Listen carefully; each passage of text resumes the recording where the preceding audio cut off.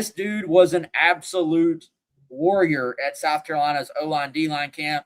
I remember you were standing over there. I was in the indoor watching some sevens. I came out and you said, hey, you got to watch this. I guess you probably said Broadie. You got to watch this Broadie kid. He is whipping everybody in front of him, winning all these one-on-ones. And we even heard a little buzz for some, just listing O-line, D-line. There was some buzz like, hey, we should offer this guy. And sure enough, he gets the offer. And, man, South Carolina kind of made quick work for all the different recruitments we've talked about that involved months, years, multiple years. This is one where, you kind of wondered, all right, they offer him. Does he wait it out? Does he wait to the season? That was even discussed at one point. But it seems like Carolina kind of aggressively said, no, we've seen enough. We like this guy.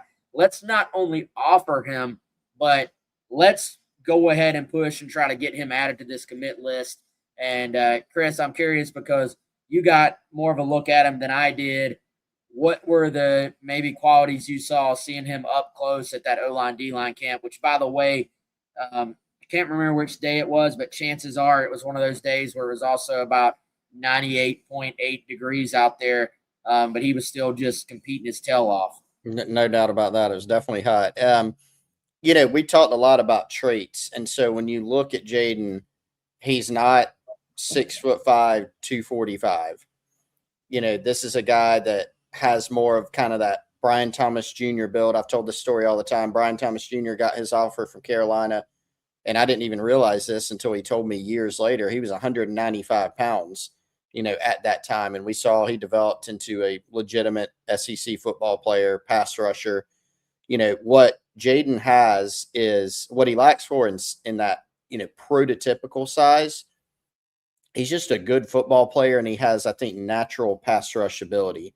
And so we're watching there in the one-on-ones, and the offensive line coaches, Randy Clements, Jason Smith, they say, nope, go again. Give me somebody else. Give me somebody with more length.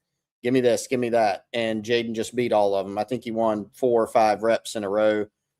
This is a guy that I think Kevin Miller made this point last week. Sometimes with these guys that don't have that great length, they actually play the run pretty well too. They play with good leverage. They can get under offensive tackles' pads. But what stands out about him is just the natural pass rushing ability, the motor. I think all that was on display in camp.